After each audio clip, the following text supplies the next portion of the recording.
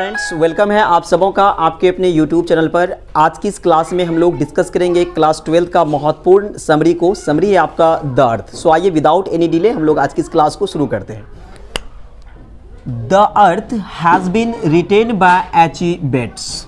Friends, the Earth को लिखा गया है एच.ई. बेट्स के द्वारा।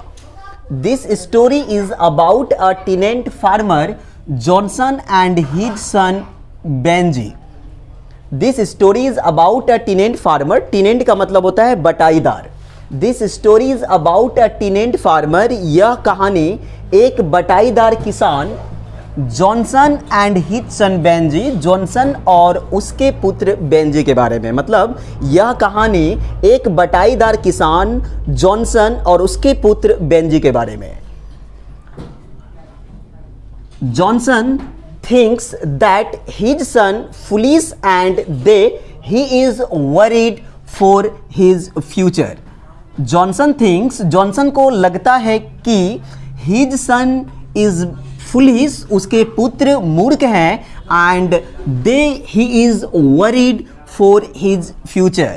मतलब जॉनसन को लगता है कि उसके पुत्र मूर्ख हैं and he is worried for his future, इसलिए वह उनके फ्यूचर के बारे में, भविष्य के बारे में चिंतित है। Johnson consults a doctor and the doctor advice to give him some work. Johnson, consults का अर्थ होता है संपर्क करना। Johnson consults a doctor, Johnson doctor से संपर्क करता है एंड द डॉक्टर एडवाइसेस, और डॉक्टर उन्हें सलाह देता है to give him some work, उन्हें कुछ काम देने के लिए ताकि वह बिजी रहे, व्यस्त रहे। So Benji starts keeping hands and works many years. इसलिए बेंजी जो है starts keeping hands and works many years. Benji जो है मुर्गी पालन शुरू कर देता है और वह इस कार्य को बहुत वर्षों तक करता है। His business grows and his earns a lot of money. His business grow, उसका व्यापार बढ़ता है, and he earns a lot of money, वह बहुत सारे रुपयों को कमाता है। ही ऑल्सो बाइस अ पीस ऑफ लैंड, वह जमीन का एक टुकड़ा भी खरीदता है। His parents know understand that he is wise.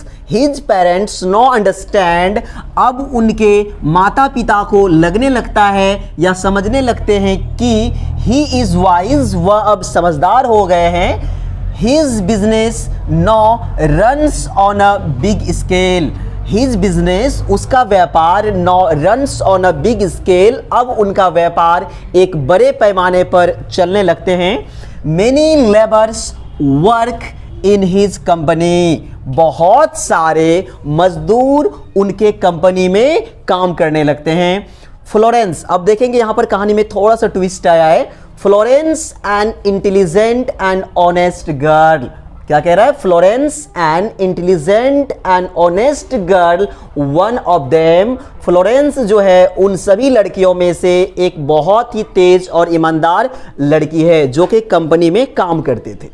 आगे है, she has all good qualities but not beauty. उनके पास सारी गुण है बट नॉट ब्यूटी, लेकिन उसके पास सुंदरता नहीं है। बेंजी स्टार्ट्स लविंग हर, बेंजी क्या करता है? उनसे प्यार करना शुरू कर देते हैं, मतलब वो उनसे प्यार करने लगते हैं। Benji starts loving her but his parents don't like Florence. Benji उनसे प्यार करने लगते हैं, आगे कह रहा है बट हिज पेरेंट्स, लेकिन उनके माता पिता डोंट लाइक फ्लोरेंस, उनके माता पिता जो हैं वो फ्लोरेंस को पसंद नहीं करते हैं। Because Florence is not beautiful, क्योंकि जो फ्लोरेंस थी वह सुंदर नहीं थी या सुंदर नहीं है। अल्टीमेटली, आखिरकार Benjy gets marriage her and lives happily with parents. Ultimately means आखिरकार बेंजी गेट्स मैरिज, उनसे शादी कर लेते हैं, मतलब फ्लोरेंस से, and lives happily with parents और अपने परिवार के साथ खुशी पूर्वक रहने लगते हैं। नो कन्फ्लिक्ट बिटवीन सास एंड बहू स्टार्ट्स। अब देखिए कन्फ्लिक्ट का मतलब होता है संघर्ष करना या फिर आप कह सकते हैं लड़ाई झगड़ा करना। नो कन्फ्लिक्ट बिटवीन सास एंड बहू स्टार्ट्स। अब जो है सास और बहू के बीच में संघर्ष शुरू हो जाती है। इट मीन्स कि लड़ाई झगड़ा शुरू हो जाती है। Benji can't tolerate this situation daily. Benji can't tolerate, tolerate का मीन्स होता है, टॉलरेट का मीन्स होता है बर्दाश्त करना। क्या कह रहा है आगे sentence? Benji can't tolerate, Benji बर्दाश्त नहीं कर सकता दिस सिचुएशन डेली, मतलब डेली जो उनके यहाँ लड़ाई झगड़ा हो रहा था वह इस स्थिति को बर्दाश्त नहीं कर सकते थे। कौन? Benjy. So one day he decides, एक दिन उन्होंने निश्चय किया या निश्चय करता है to send parents in other home to live separately. So one day, एक दिन वह डिसाइड करता है, निश्चय करता है टू सेंड पेरेंट्स, अपने माता पिता को भेज देते हैं इन अदर होम, दूसरे घर, टू लिव सेपरेटली, अलग रहने के लिए।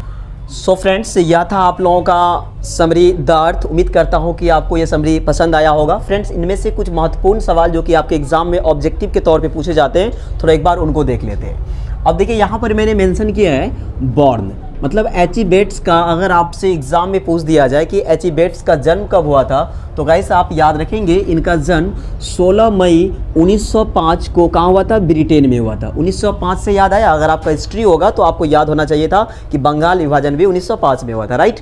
अब देखिए, अब अगर मैं इनकी डेथ की बात करूं तो डेथ इनका कब हुआ था? 29 जनवरी 1974 को। 1974 से कुछ याद नहीं आ रहा है तो आप 1975 पे चलिएगा। 1975 में क्या हुआ था?